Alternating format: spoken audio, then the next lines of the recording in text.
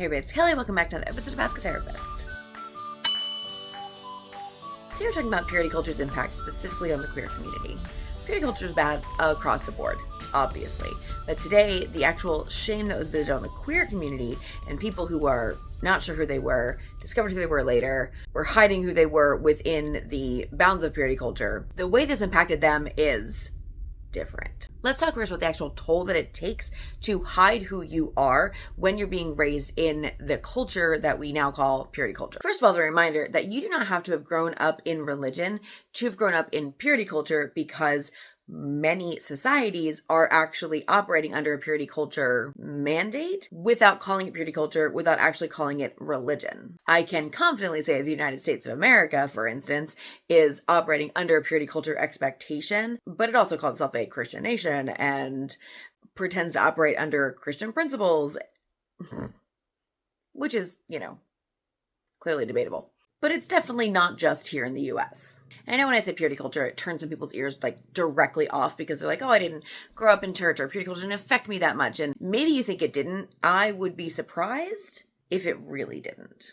Growing up inside the bounds of purity culture, it gave you some pretty specific rules about worth, about partnership, about intimacy, and about how that goes together. And because of that, anything outside the bounds, well, actually anything inside the bounds of that, anything even remotely related to sex, intimacy, appearance, and worth are all sort of coated with this thin layer of shame that gets more difficult to handle the closer you get to actually being intimate with someone. When you are also part of the LGBTQIA+ community, that takes on an entirely different feeling, because what you want and what you look for was never actually discussed within any of those purity culture conversations, except maybe to say anything outside of what we're teaching you is not normal and therefore should not be approached.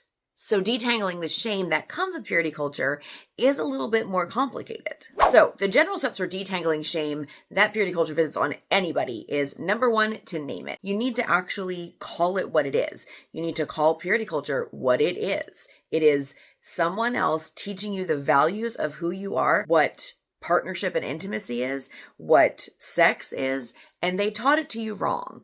The things that they taught you about how it's connected to your worth and how you have an obligation to anyone else except for yourself in these situations, all of those things are actually wrong. So that's first. We need to name that. Secondly, naming the idea that you don't have to follow the things that you were taught, that you have your own mind and your own wants and your own needs, and you're allowed to pursue those because you're a human being who gets to pursue what you want and what you need. And you don't have some sort of moral obligation to follow this other way of doing things just because some people that at one point said they knew what was best for you told you that you should do it this way.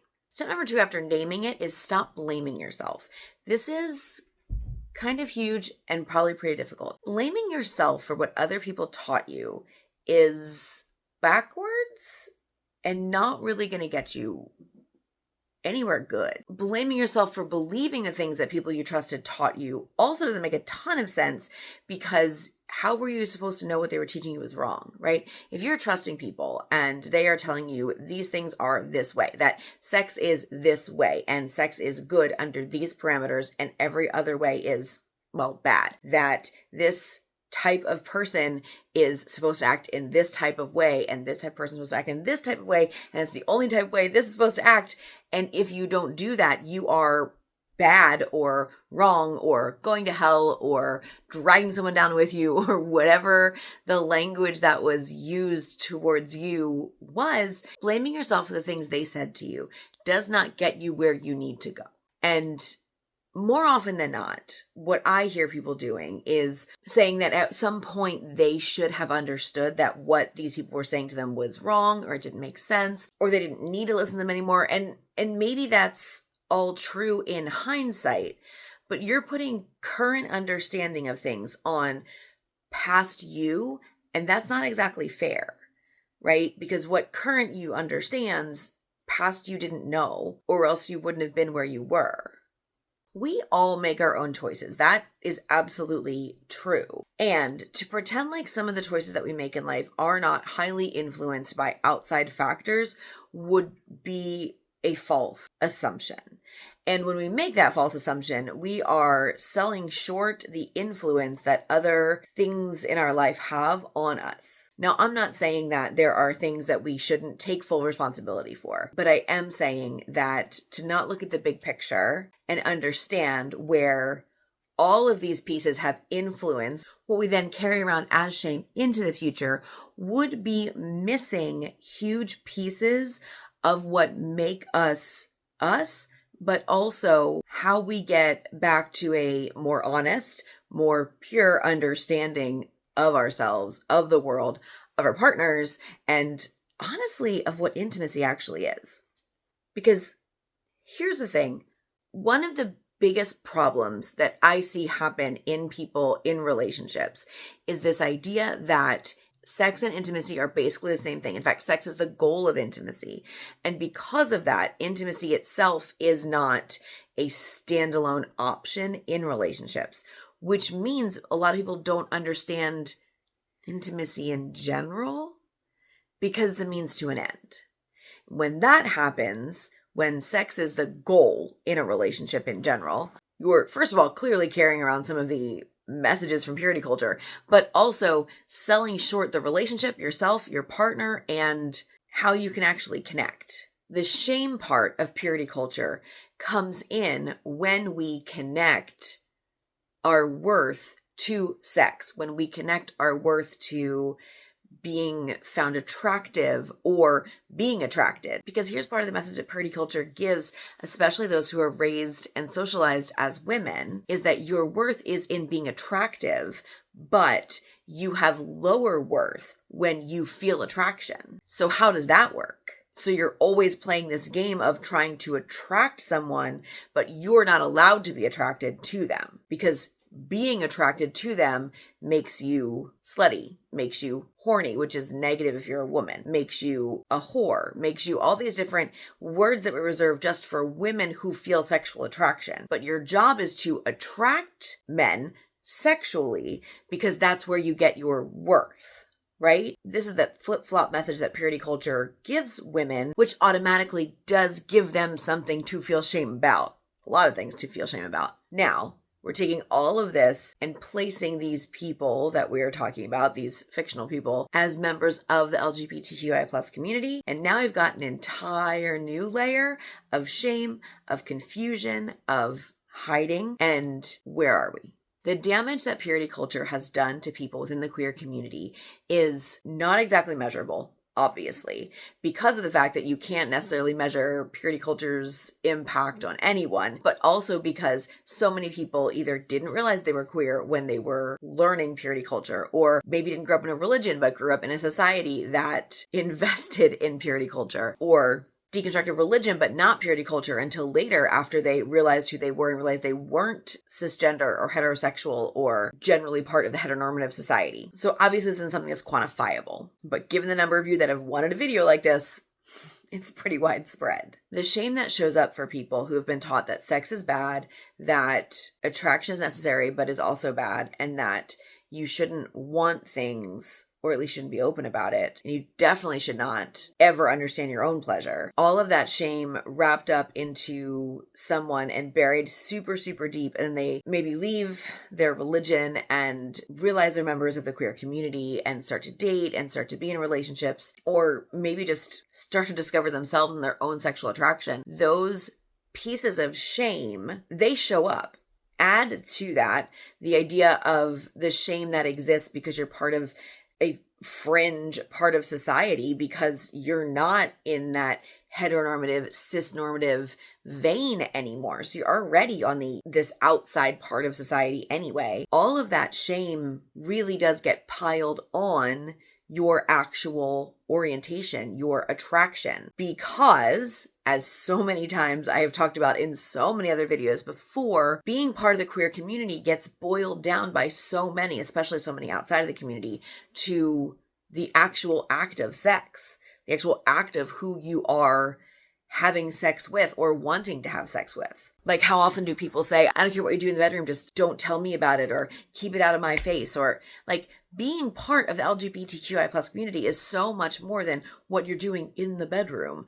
But that is all anyone on the outside talks about, because that's what they're fixated on. So you're seeing how all of these pieces sort of pile on to really, really impact that shame piece. Are you seeing how all of these pieces pile on to increase the shame felt by anybody who is within the LGBTQIA plus community and has been exposed in any way to purity culture? Okay, so what do we do now? How do we handle this? Beyond those steps of like naming it and not blaming yourself, which are clearly important, but also, so what? Okay, so I'm gonna name it. I have shame from purity culture. I'm not gonna blame myself for it, which is really easier said than done. But then what do? It still sits there. I would invite you to explore what you are most ashamed of. Are you ashamed to have sex? Are you ashamed to feel pleasure?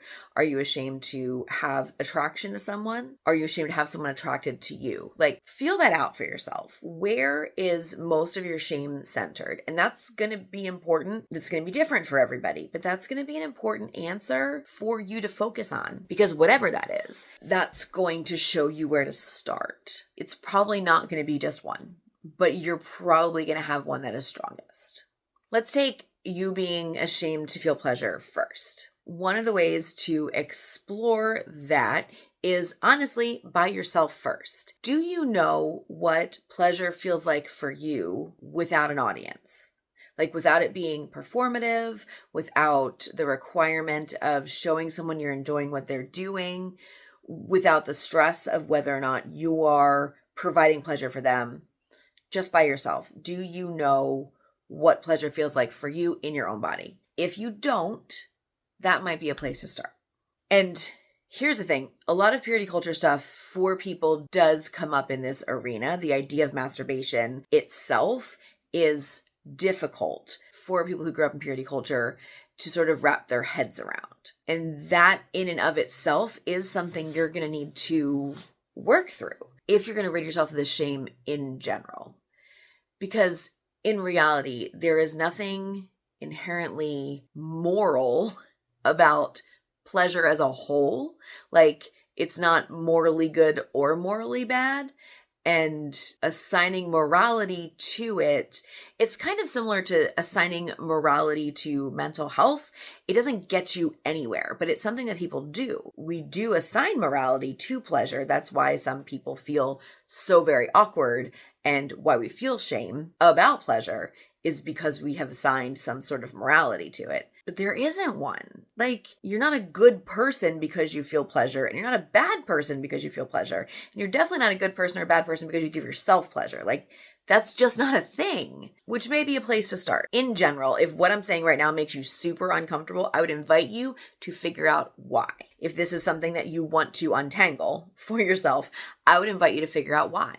Like, does it make you uncomfortable to know that I am a therapist that has a link in my bio for a discount on sex toys? Why? Like, what is it about the idea of self-pleasure or pleasure with a partner that is ultimately disruptive to you internally? What makes that feel not okay?